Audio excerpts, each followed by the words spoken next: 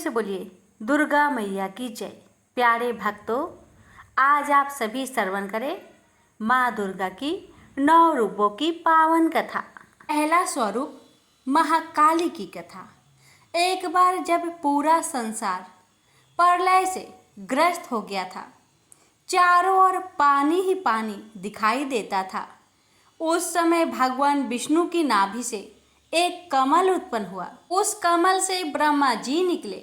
इसके अलावा भगवान नारायण के कानों में से कुछ मैल भी निकला। उस मैल से केटव और मधु नाम के 2 दैत्य बन गए।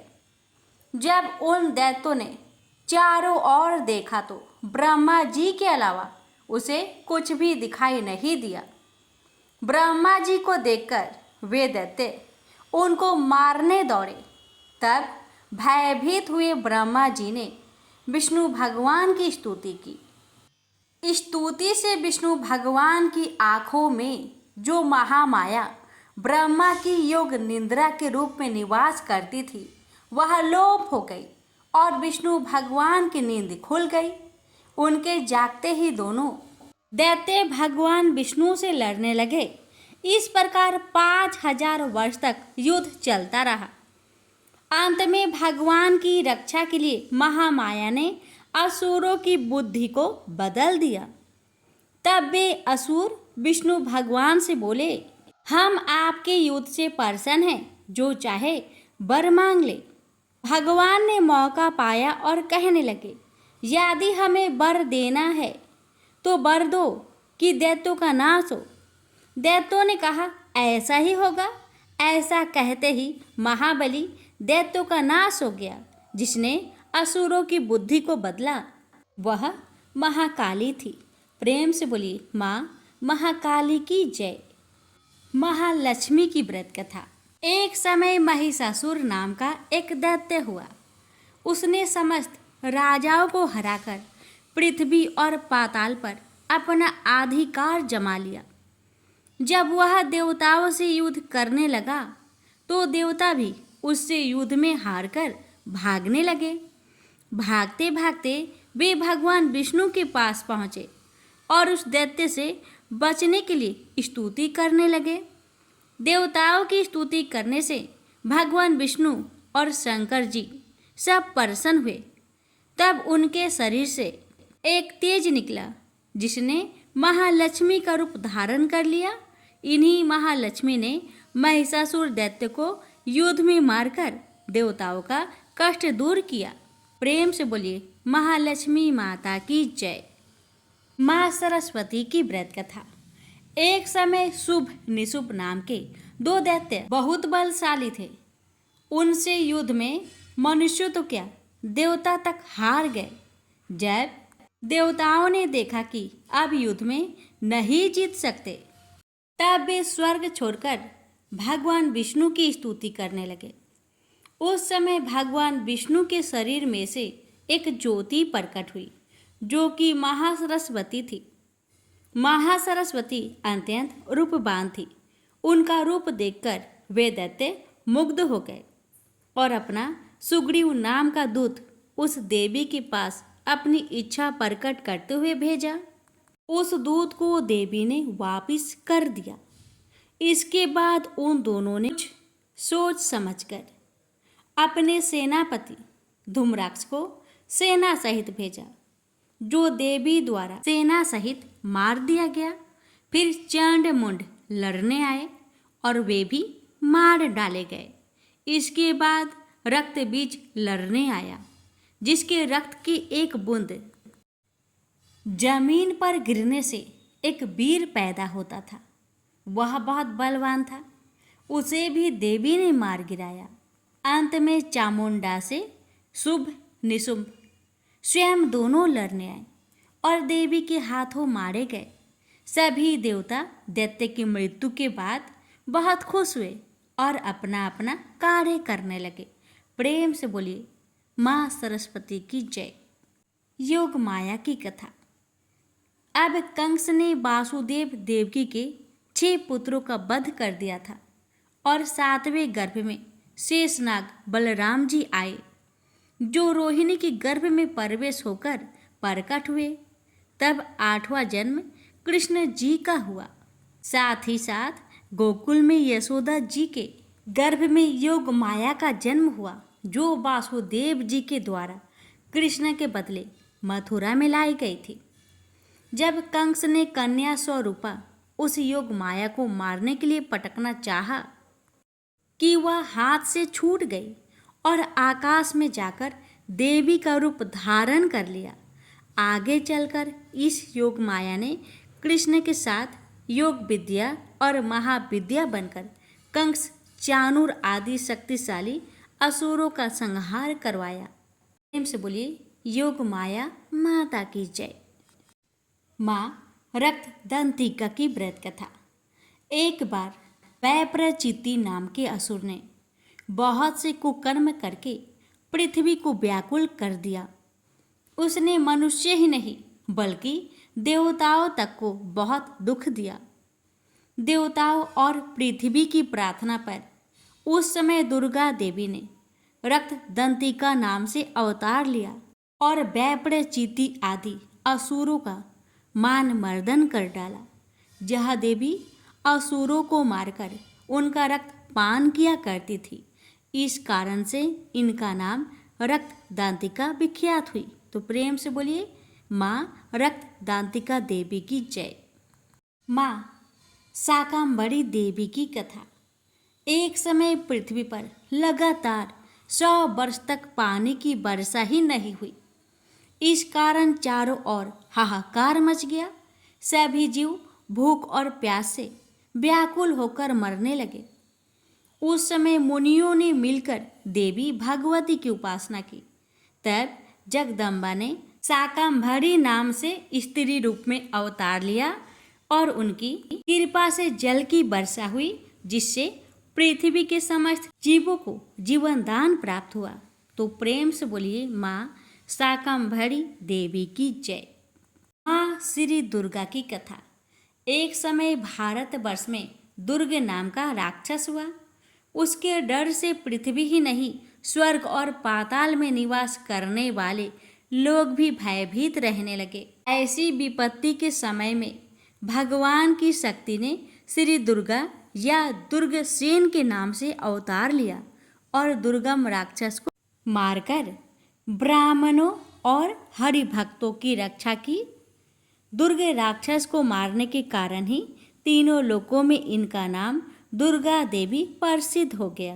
प्रेम से बोलिए माँ महादुर्गा की जय। ब्राह्मणी माता की कथा। एक बार महा अत्याचारी अरुण नाम का एक असुर पैदा हुआ। उसने स्वर्ग में जाकर उपद्रव करना शुरू कर दिया। देवताओं की पत्नियों का अस्तित्व नष्ट करने की वह कुचेष्टा करने लगा। अपने अस्तित्व की रक्षा के लिए देव पत्नियों ने भैरव का रूप धारण कर लिया और दुर्गा देवी की प्रार्थना करने लगी। देव पत्नियों को दुखी जानकर माता दुर्गा ने ब्राह्मणी का रूप धारण करके उस असुर को उसकी सेना सहित मार डाला और देव पत्नियों के अस्तित्व की रक्षा की। प्रेम से बोलिए माँ ब्राह्मणी देवी की जय। माँ चंडिका की व्रत कथा।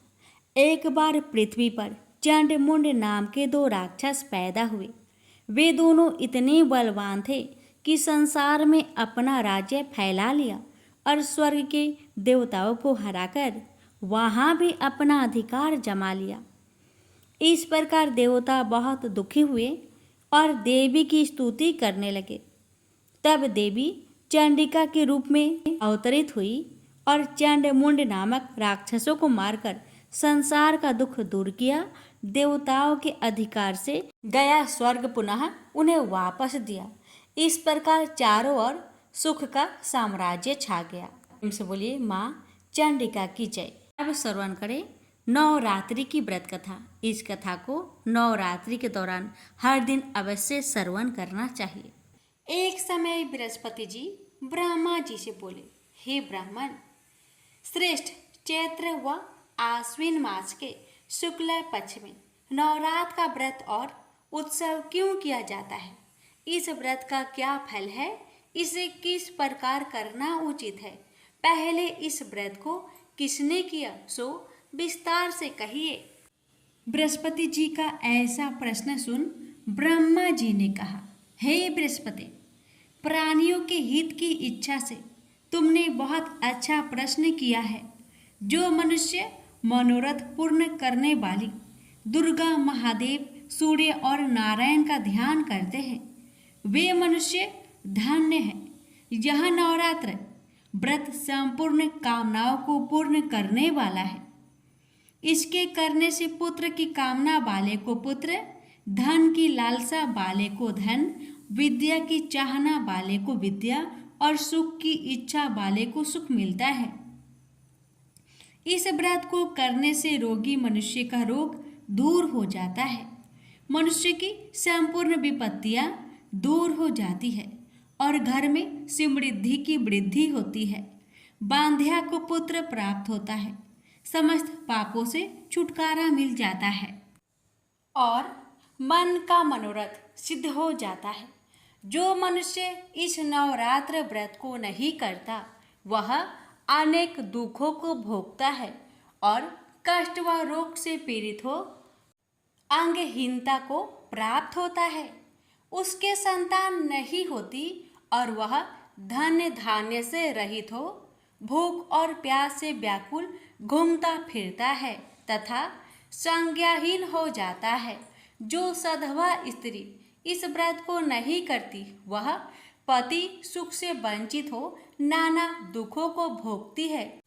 यदि व्रत करने वाला मनुष्य सारे दिन का उपवास ना कर सके तो एक समय भोजन करे और 10 दिन बांधवों सहित नवरात्र व्रत की कथा का श्रवण करे।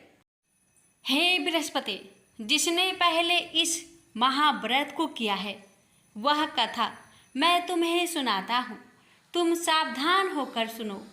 इस प्रकार ब्रह्मा जी का वचन सुनकर बृहस्पति जी बोले, हे ब्राह्मण, मनुष्य का कल्याण करने वाले इस व्रत के इतिहास को मेरे लिए कहो, मैं सावधान होकर सुन रहा हूँ।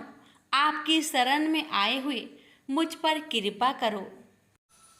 ब्रह्मा जी बोले, प्राचीन काल में मनोहर नगर में पीठक नाम का एक अनाथ ब्राह्मण रहता था। वह भगवती दुर्गा का भक्त था। उसके संपूर्ण सद्गुणों से युक्त सुमति नाम की एक अत्यंत सुंदरी कन्या उत्पन्न हुई। वह कन्या सुमति अपने पिता के घर बाल्यकाल में अपनी सहेलियों के साथ कीड़ा करती हुई इस प्रकार बढ़ने लगी जैसे शुक्ल पक्ष में चंद्रमा की कला बढ़ती है। उसका पिता प्रतिदिन जब दुर्गा की पूजा करके होम किया करता वह उस समय नियम से वहां उपस्थित रहती। एक दिन सुमति अपनी सखियों के साथ खेल में लग गई और भगवती की पूजा में उपस्थित नहीं हुई। उसके पिता को पुत्री की ऐसी असावधानी देखकर क्रोध आया और वह पुत्री से कहने लगा, अरे दुष्ट पुत्री, आज तूने भगवती का पूजन नहीं किया, इस कारण मैं किसी कुष्ठ रोगी या दरिद्र मनुष्य के साथ तेरा विवाह करूंगा। पिता का ऐसे वचन सुन सुमति को बड़ा दुख हुआ और पिता से कहने लगी, हे पिताजी, मैं आपकी कन्या हूँ तथा सब तरह आपके अधीन हूँ। जैसी आपकी इच्छा हो वैसा ही कीजिए। राजा से, कुष्ठी से, दरिद्र से अथवा जिसके साथ आप चाहो मेरा विवाह कर दो, पर होगा वही जो मेरे भाग्य में लिखा है। मेरा तो अटल विश्वास है, जैसा कर्म करता है उसको कर्मों के अनुसार वैसा ही फल प्राप्त होता है, क्योंकि कर्म करना मनुष्य के अधीन है पर फल देना ईश्वर के अधीन है। जैसे अग्नि में पड़ने से तृणादि उसको अधिक प्रदीप्त कर देते हैं, इस प्रकार कन्या के निर्भयता से कहे हुए वचन सुन उस ब्राह्मण ने क्रोधित हो अपनी कन्या का विवाह एक कुष्टी के साथ कर दिया और अत्यंत क्रोधित हो पुत्री से कहने लगा, हे पुत्री, अपने कर्म का फल भोगो। देखो, भाग्य के भरोसे रहकर क्या करती हो। पिता के ऐसे कटु वचनों को सुन सुमति मन में विचार करने लगी, अहो, मेरा बड़ा दुर्भाग्य है जिससे मुझे ऐसा पति मिला। इस तरह अपने दुख का विचार करती हुई वह कन्या अपने पति के साथ वन में चली गई और डरावने कोसायुक्त उस निर्जन वन में उन्होंने वह रात बड़े कष्ट से व्यतीत की। उस गरीब बालिका की ऐसी दशा देख देवी भागवती ने पूर्व पुण्य के प्रभाव से प्रकट हो सुमति से कहा, हे दीन ब्राह्मणी, मैं तुझसे प्रसन्न हूँ। तू जो चाहो सो वरदान मांग सकती हो। भगवती दुर्गा का यह वचन सुन ब्राह्मणी ने कहा, आप कौन हैं? वह सब मुझसे कहिए। ब्राह्मणी का ऐसा वचन सुन देवी ने कहा कि मैं आदि शक्ति भगवती हूँ और मैं ही ब्रह्म विद्या व सरस्वती हूँ। प्रसन्न होने पर मैं प्राणियों का दुख दूर कर उनको सुख प्रदान करती हूँ। हे ब्राह्मणी, मैं तुझ पर तेरे पूर्व जन्म के पुण्य के प्रभाव से प्रसन्न हूँ। तुम्हारे पूर्व जन्म का वृत्तांत सुनाती हूँ, सुनो। तू पूर्व जन्म में निषाद यानी भील की स्त्री थी और अति पतिव्रता थी। एक दिन तेरे पति निषाद ने चोरी की। चोरी करने के कारण तुम दोनों को सिपाहियों ने पकड़ लिया और ले जाकर जेल खाने में कैद कर दिया। उन लोगों ने तुझको और तेरे पति को भोजन भी नहीं दिया। इस प्रकार नवरात्रि के दिनों में तुमने ना तो कुछ खाया और ना जल ही पिया। इस प्रकार 9 दिन तक नवरात्र का व्रत हो गया। हे ब्राह्मणी, उन दिनों में जो व्रत हुआ, इस व्रत के प्रभाव से प्रसन्न होकर मैं तुझे मनोवांछित वर देती हूँ। तुम्हारी जो इच्छा हो सो मांगो। इस प्रकार माँ दुर्गा के वचन सुन ब्राह्मणी बोली, अगर आप मुझ पर प्रसन्न है तो हे दुर्गे, मैं आपको प्रणाम करती हूँ। कृपा करके मेरे पति का कोढ़ दूर करे। देवी ने कहा, उन दिनों तुमने जो व्रत किया था, उस व्रत का एक दिन का पुण्य पति का कोढ़ दूर करने के लिए अर्पण करो। उस पुण्य के प्रभाव से तेरा पति कोढ़ से मुक्त हो जाएगा।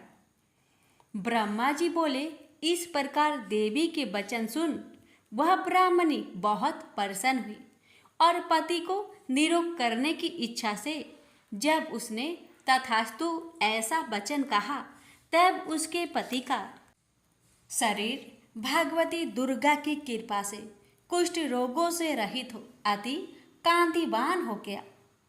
वह ब्राह्मणी पति की मनोहर देह को देख देवी की स्तुति करने लगी, हे दुर्गे, आप दुर्गति को दूर करने वाली, तीनों लोकों का संताप हरने वाली, समस्त दुखों को दूर करने वाली, रोगी मनुष्य को निरोग करने वाली, प्रसन्न हो मनोवांछित वर देने वाली और दुष्टों का नाश करने वाली जगत की माता हो।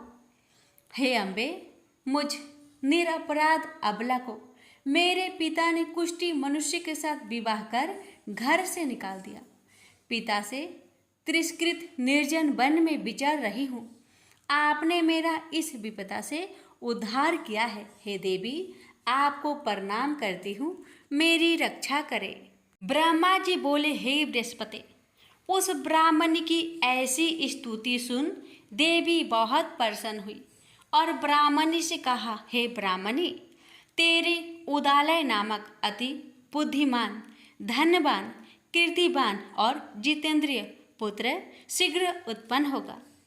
ऐसा वर प्रदान कर देवी ने ब्राह्मणी से फिर कहा कि हे ब्राह्मणी, और जो कुछ तेरी इच्छा हो वह मांग ले।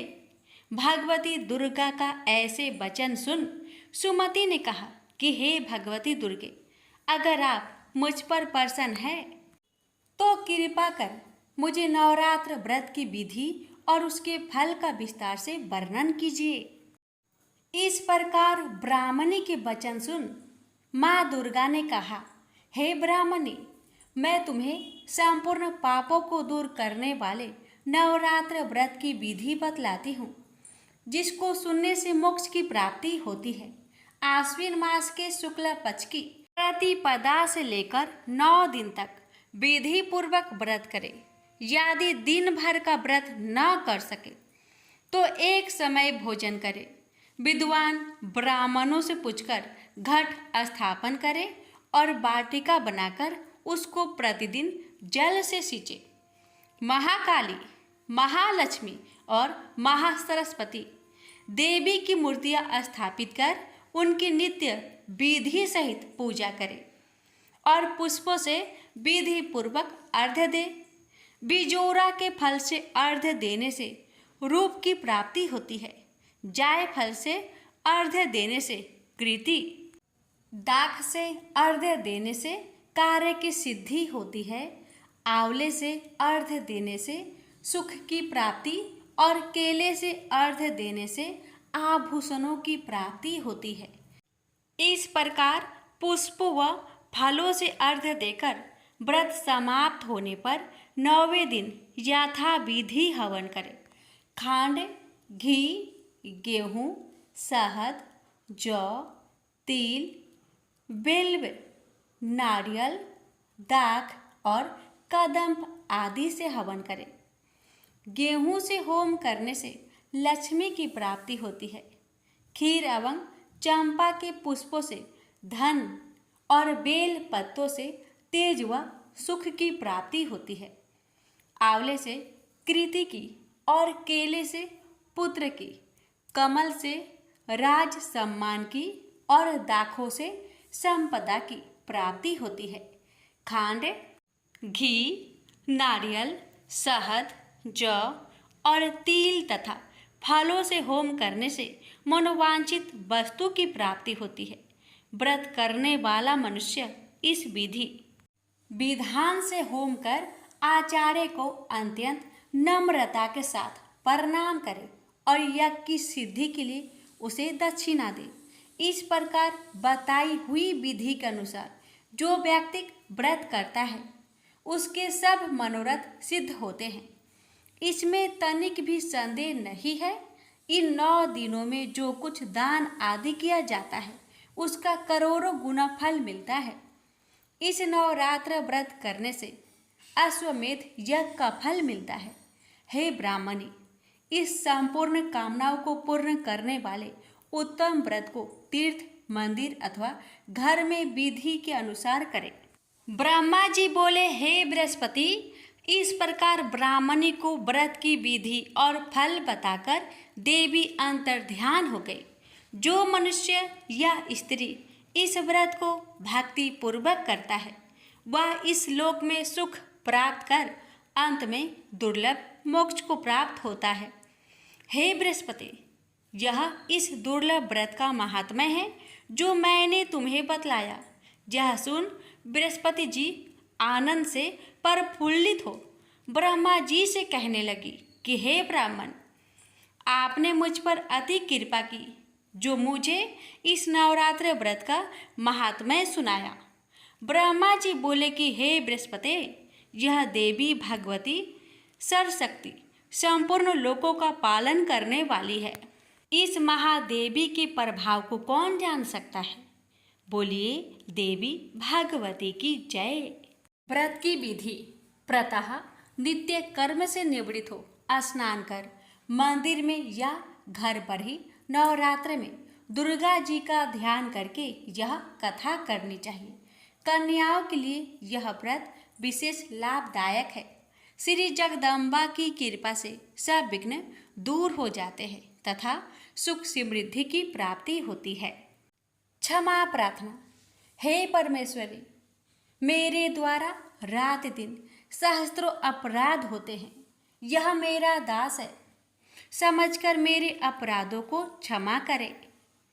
हे परमेश्वरी, मैं आह्वान, विसर्जन और पूजन करना नहीं जानता, मुझे क्षमा कीजिए। हे सुरेश्वरी, मैंने जो मंत्रहीन, क्रियाहीन, भक्तियुक्त पूजन किया है वह स्वीकार करे। हे परमेश्वरी, अज्ञान से, भूल से अथवा बुद्धि भ्रांति से जो न्यूनता अथवा अधिकता हो गई है उसे क्षमा करिए तथा प्रसन्न होइए। प्रेम से बोलिए माँ जगदम्बा की जय।